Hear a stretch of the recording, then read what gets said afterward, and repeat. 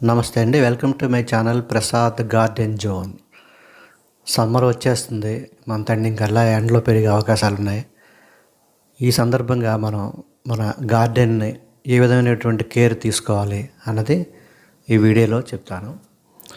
ముఖ్యంగా మనం మొక్కల్ని ఈ ఎండ నుంచి, విపరీతమైన ఎండ నుంచి, వేడి నుంచి తట్టుకునేలా చేసుకోవాలి. అలాగే ఫెర్టిలైజేషన్ ఎలాగ ఇవ్వాలి, వాటరింగ్ ఎలాగ ఇవ్వాలి, మొక్కలు ఎండ నుంచి ఎలాగ రక్షించుకోవాలి అన్నది ఈ వీడియోలో మనం విపులంగా చెప్పుకుందాం. మనం ముఖ్యంగా ఏంటంటే చాలామంది సమ్మర్ వచ్చేటప్పటికి షేడ్ నెట్లు వేస్తుంటాం. ఈ షేడ్ నెట్ల వల్ల చాలా వరకు మనం మొక్కల మీద ఎండ పడకుండా, తీక్షణమైన ఎండ పడకుండా కాపాడుకుంటూ ఉంటాం. అయితే నెట్ ఏ విధమైన తీసుకోవాలండి? కూరగాయల మొక్కలకి 35% నుంచి 50% షేడ్ నెట్ మాత్రమే తీసుకోండి. 50% ఎట్టి పరిస్థితిలో దాటకూడదు. ఎందుకంటే మీరు ఒక 80%, 70% ఉంది కదా, చల్లగా ఉంటుంది వేసేస్తే ఆకులు పచ్చగా వచ్చేస్తే కానీ కాయలు పూలు రావు. ఆకులు పచ్చగా వస్తాయి అంతే. కాబట్టి 35 చాలు. తప్పితే 50, బాగా ఎండ ఎక్కువ ఉంటే 50, 35% షేడ్ నెట్ వేసుకోండి. నెక్స్ట్ మొక్కల్ని, చిన్న చిన్న మొక్కలన్నిటిని ఒక గుంపు కింద దగ్గరగా పెట్టడం ఏంటంటే వాటర్ ఎవాపరేషన్ని తగ్గించి మొక్కల్ని మనం ఆ ఎండ తీక్షణత చాలా వరకు తట్టుకునే విధంగా చేయొచ్చు. మొక్కలు దగ్గర పెట్టడం వల్ల ఒకదాని నీడ ఒకదాని మీద పడి ఎండని ఎంతో కొంత మన మొక్కల్ని ఎండ నుంచి కాపాడిన వాళ్ళం అవుతాం. అదేవిధంగా చిన్న చిన్న మొక్కల్ని తీసుకెళ్ళి మనకు మడులు ఉన్నాయనుకోండి, మడుల్లో కానీ, పెద్ద పెద్ద తొట్టిల్లో కానీ, లేదా పెద్ద పెద్ద మొక్కల కింద కానీ ఈ విధంగా పెట్టడం వల్ల ఏంటంటే ఈ డెలికేట్గా ఉన్న మొక్కలు, అంటే ఎండని తట్టుకోలేనటువంటి మొక్కలను కూడా ఈ విధంగా ఈ నీడలో పెట్టడం వల్ల వాటిని మనం కాపాడిన వాళ్ళం అవుతాం. షేడ్ నెట్ ఉన్నా లేకపోయినా కూడా ఇది కంపల్సరీ చేసుకోవాలి. షేడ్ నెట్ అందరూ వేయకపోయినా కూడా అంత ఇబ్బంది లేదు. కాకపోతే ఈ విధంగా చేసుకుంటే చాలా వరకు రక్షించగలం. షేడ్ నెట్ వేసి ఒప్పుకున్న వాళ్ళు 35% షేడ్ నెట్ వేసుకోండి. నెక్స్ట్ మొక్కలు ప్లాస్టిక్ బాగా ఎక్కువ వాడుతున్నాం కాబట్టి కుండీలు నేల మీద డైరెక్ట్గా పెట్టకండి. మట్టి వేడెక్కిపోయి వేళ్ళు పాడయ్యి మొక్క దెబ్బతినే అవకాశం ఉంది. కాబట్టి కుండీలకి కింద ఈ స్టాండ్లు పెట్టండి. స్టాండ్లు ఏదో రకమైన స్టాండ్, పీవీసీ స్టాండ్ కానీ, ఐరన్ స్టాండ్ కానీ, ఏది లేకపోతే డ్రైన్ మ్యాట్ కానీ పెట్టండి. అలా పెట్టడం వల్ల ఏంటంటే మొక్కలు ఎండ నుంచి రక్షించబడతాయి, వేళ్ళు పాడవు. మట్టిలో తడి ఆరిపోకుండా, తడి ఎండిపోయిందనుకోండి ప్రాబ్లం వస్తుంది. కాబట్టి ఈ తడి ఆరకుండా మీరు చెక్ చేసుకుంటూ ఉండాలన్నమాట. మరి తడి ఒక అంగుళం వరకు లోతుని చేయి పెడితే తడి తగిలితే సరిపోతుంది.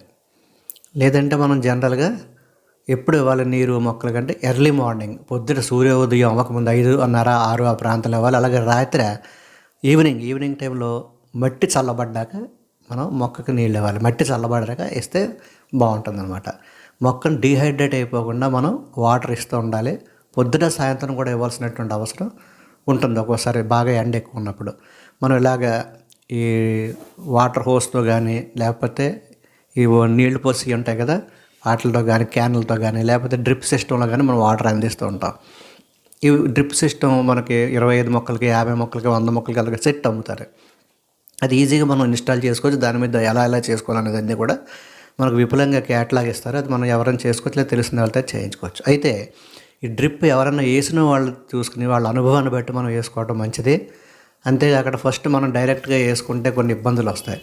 డ్రిప్లో ఇలాగ సింగిల్ పాయింట్ డ్రిప్పర్స్ అని, స్ప్రింక్లర్స్ అని చెప్పేసి ఉంటాయి. చిన్న చిన్న స్ప్రింక్లర్స్ తక్కువ కుండీల్లో కూడా పెట్టుకోవచ్చు. అవి ఈ స్ప్రింక్లర్స్కి మట్టికి మనం కొంచెం ప్రెషర్ ఎక్కువ ఉండాలి. కొంచెం ట్యాంక్ హైట్లో ఉన్నప్పుడు స్ప్రింక్లర్స్ పనిచేస్తాయి.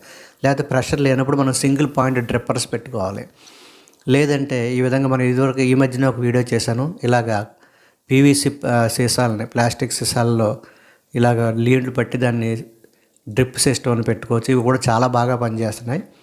ఈ కుండీ మీకు ఒక అప్డేట్ లాంటిది అనమాట. ఇప్పుడు నేను చూపించే వీడియో మొక్క చాలా బాగా ఎదుగుతుంది. అలాగే నెక్స్ట్ ఏంటంటే మొక్కలకు మనం మల్చింగ్ చేయాలి.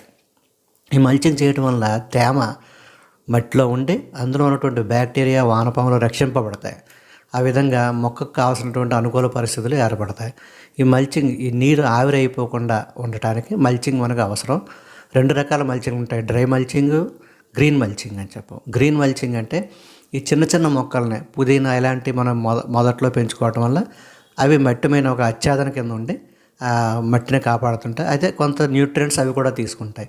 లేదంటే మనకి ఈ విధంగా రైస్ హస్క్ కానీ, గడ్డి కానీ, లేకపోతే బగాసి చెరుకు పిప్పుతో శుభ్రంగా కడిగేసిన చెరుకు పిప్పు కానీ, లేకపోతే కోకోపీట్ కానీ, అలాగే చిత్రీ గుళ్ళ ఉంటుంది కదా, చిత్రీ పట్టినటువంటి గుళ్ళ, కెమికల్స్ వాడనటువంటి వుడ్ నుంచి చిత్రీ పట్టిన గుళ్ళ వాడుకోవచ్చు.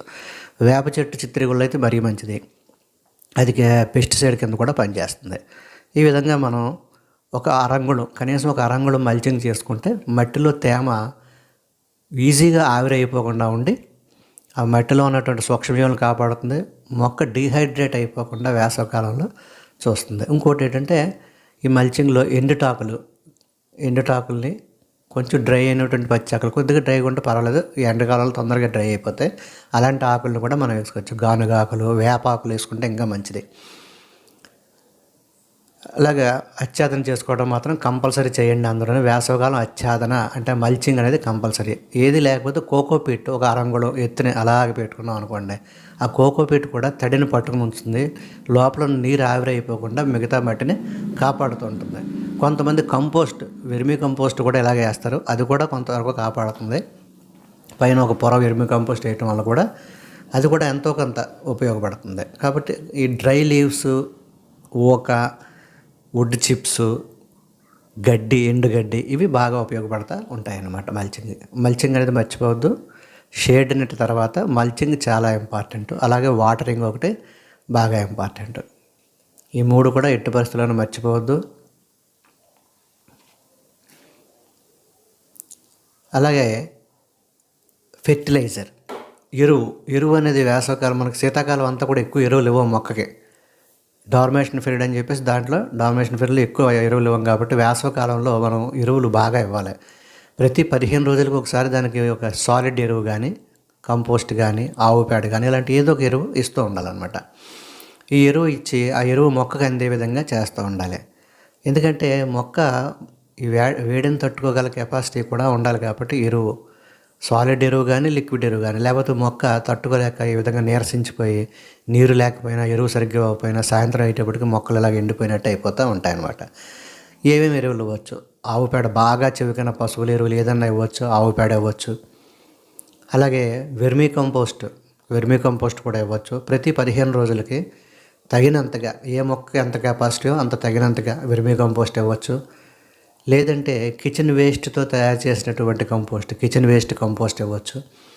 అలాగే లిక్విడ్ ఫెర్టిలైజర్స్ వచ్చేటప్పటికి కంపోస్ట్ నీళ్ళల్లో నానబెట్టి దాంట్లోకి ఎయిరేషన్ ఇచ్చి పొద్దున సాయంత్రం ఒక 3 రోజుల పాటు అలాగ ఉంచడం వల్ల కూడా కంపోస్ట్ టీ తయారవుతుంది. ఆ కంపోస్ట్ టీలు కానీ, డీఆయిల్డ్ కేక్స్ ఏదైనా లైట్గా ఇవ్వచ్చు. డీఆయిల్డ్ కేక్స్ వేసవికాలంలో ఎక్కువ ఇవ్వకండి. ఈ మస్టర్డ్ కేక్ అలాంటివి లైట్గా ఇవ్వచ్చు. నీటిలో కలిపి ఇలాగ లిక్విడ్ ఫెర్టిలైజర్ కింద తయారు చేసి దాన్ని లైట్గా ఇవ్వచ్చు. అలాగే ప్రతి 15 రోజులకి ఇస్తూ OWDC ఉంటుంది కదా, ఒరిజినల్ వేస్ట్ డికంపోజర్ మీద నేను ఆల్రెడీ వీడియో చేశాను. ఆ వేస్ట్ డికంపోజరు మనం ప్రతి వారం కూడా మట్టిలో వేయటం వల్ల అది చాలా ఉపయోగపడుతుంది. అదేవిధంగా కంపోస్ట్ చేసేటప్పుడు కిచెన్ వేస్ట్ కంపోస్ట్ని కింద నుంచి నీళ్ళు లిక్విడ్ వస్తుంది కదా, లీచేట్ అంటాం. ఈ లీచేట్ కూడా డైల్యూట్ చేసి మొక్కలకి వేయటం వల్ల ఈ వేసవికాలంలో బాగా పనిచేస్తుంది. అలాగే పుచ్చకాయ మొక్కల నుంచి అలాగే లిక్విడ్ చేసుకోవచ్చు. పుచ్చకాయ పై తొక్కల నుంచి, అలోవెరా నుంచి, అన్ని రకాలు కూడా మీరు ఏదో ఒకటి ప్రతి 15 రోజులకి ఏదో ఒక రకమైన లిక్విడ్గా సాలిడ్.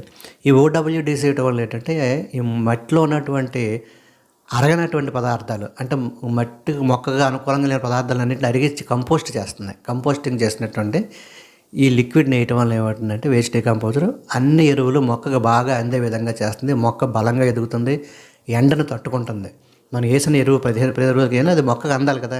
OWDC వేయటం వల్ల అది బాగా జరుగుతుంది, మొక్కకు బాగా అందుతుంది. కాబట్టి ఎరువులు, నీరు, షేడు అవన్నీ జాగ్రత్తగా చూసుకుంటే ఈ సమ్మర్ నుంచి మన మొక్కలు బాగా తట్టుకోవచ్చు. ఈ వీడియో మీకు నచ్చినట్లయితే లైక్ చేసి మీ ఫ్రెండ్స్కి షేర్ చేయండి. అలాగే సబ్స్క్రైబ్ చేసుకుని కొత్త వాళ్ళు ఎవరంటే సబ్స్క్రైబ్ చేసుకుని పక్కన ఉన్న బెల్ ఐకాన్ నొక్కండి. అలాగే పైన ఆల్ అని ఇంకొక బెల్ వస్తుంది, అది కూడా నొక్కండి. వీడియో ఎలా ఉన్నది అనేది మీరు కామెంట్ రూపంలో నాకు తెలియచేయండి. Thank you for watching my video. Thank you.